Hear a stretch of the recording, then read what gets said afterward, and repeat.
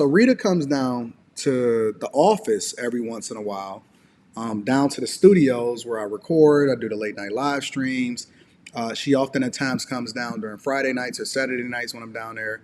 And sometimes she comes down in the morning, like during a Millionaire Morning Show, like around now, around the time that I'm live streaming, right? So she's in the background, milling around, filling up the snacks, making sure that the liquor is stocked up for the people and things like that. And ordering DoorDash, going to shop over at Gucci down in downtown Detroit because they recently opened up a store in downtown Detroit. And she does all of this stuff, right? And so what I usually do, what I usually do is I park my Porsche, and y'all notice like 2 or 3 miles away from my office because I like to ride the Q line, I like to ride the bus, I like to walk, weather permitting, to be able to explore new things that's going on in the city. And I think that a lot of y'all need to become tourists in your own city, right?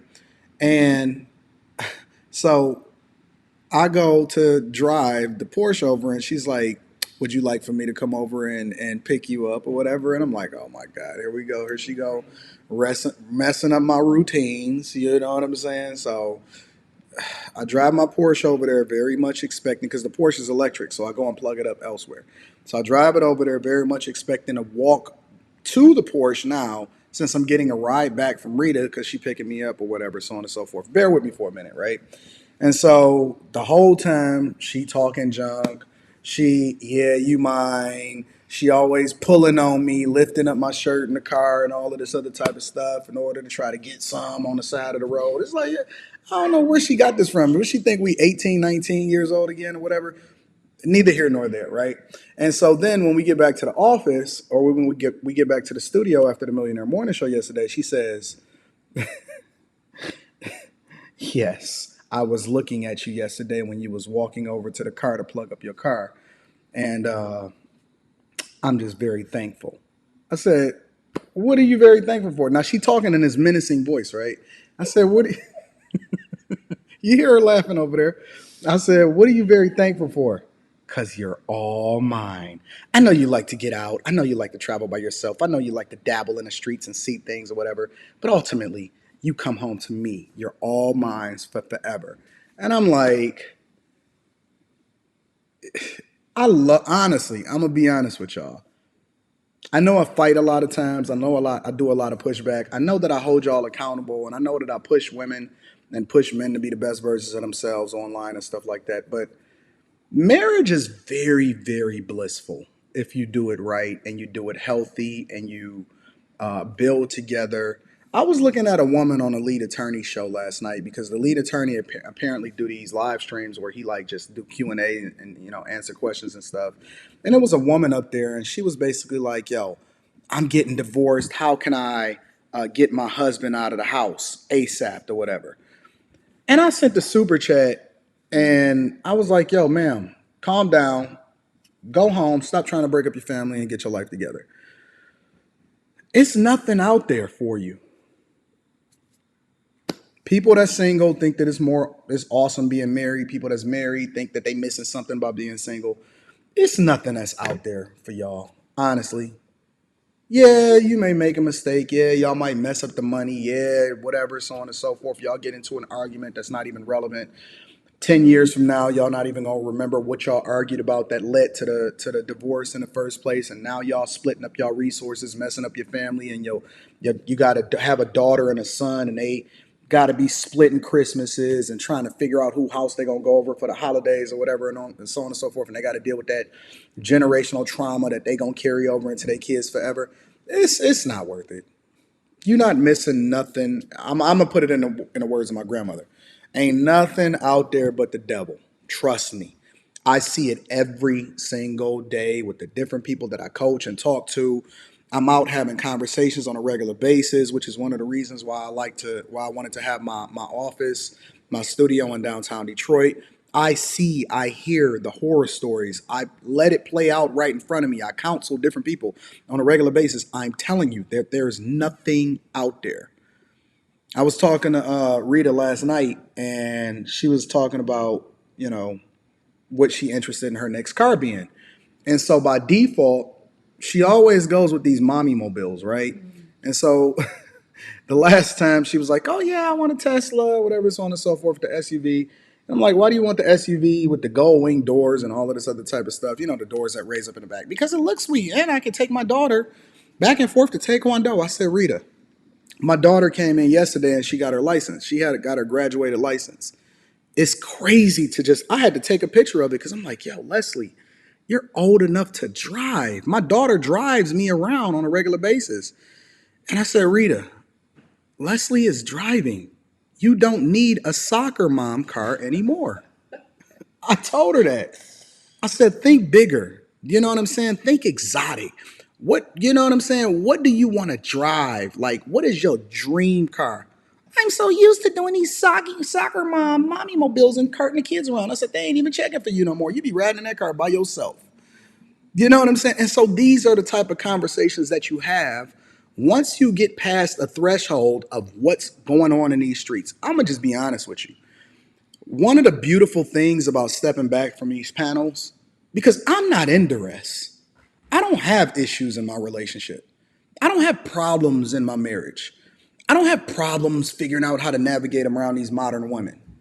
That's not what my life is like, right? And so now that we having these conversations and we saying, yo, listen, what do you want to get? You want to get the new Aston Martin Vantage? You want to look at a Lamborghini? You want to look at a Ferrari? What kind of car do you want? What do you want to drive on a daily basis when you go in to get your hair done? Because you know they don't be doing nothing on a regular basis, but getting their hair and their nails done and going shopping. What do you want to pull up in? What is your dream? If you don't have any kind of reservations whatsoever, what does that look like?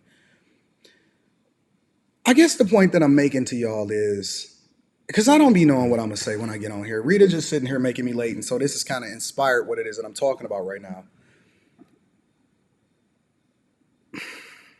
I think I'm going to have to bring the marriage series back, honestly.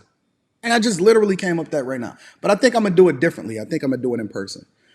One thing that people used to say to me on a regular basis is they would say, Anton, why are you giving people advice on how to be in a relationship and you've been married for 20 years? I think that qualifies me, but let me add a caveat in that too, right? These new marriage conversations, they will be in my studio in person. And I will be bringing people in to have conversations with to, maybe another couple. I might even let Rita come on the panel. I mean, I don't come on the panel, but come in and have these conversations too. But these new conversations, I think that they're going to be grown folks only. This is only for people that's looking for solutions. It's only looking, for people that actually want to get advice or get insight and information on how it really is to be truly married, how you can overcome circumstances and situations, what I look for or what I would look for in a wife, where you need to find yourself, the ups and the downs, the trials and the tribulations, at what point in your marriage will it probably be the worst. And I'm just going to give you my own real life experience. See, one thing about me is that everything that I talk about my real life. And so this is for grown folks only. This is not for people that's trying to be in a poly situation. This is not for people that's looking to have a bunch of side hoes. These conversations is not going to be for people, that's looking to be in a relationship or common spouse or whatever the hell that shit is. This is for people.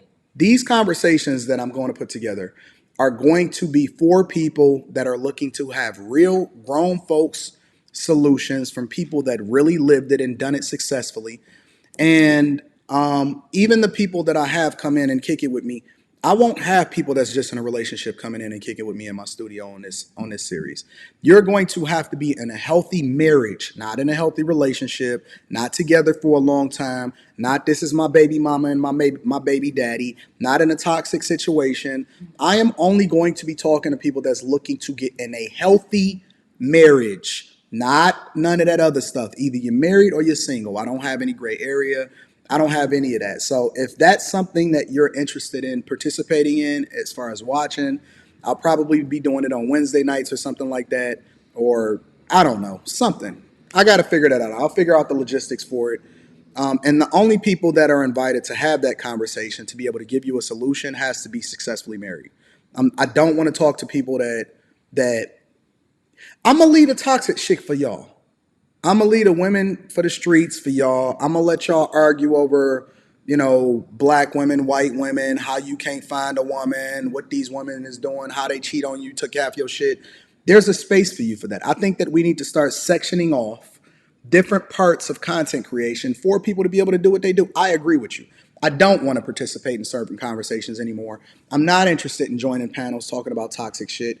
I think that there's a place for it. I think that it can be very healthy and productive. I just don't want to be a part of it. The only conversations that I want to talk about is money, solutions, getting to that bag, being successfully married, being in healthy relationships, having a great network, and running that checkup with people that's going in the direction that you're going in. So that's where I'm at with it. I'm not interested in talking about any of this dusty stuff no more. And I guess y'all can stay tuned to see what kind of car Rita get. I'm trying to get her to even come up with something. She can't even think of nothing outside of no mommy mobile.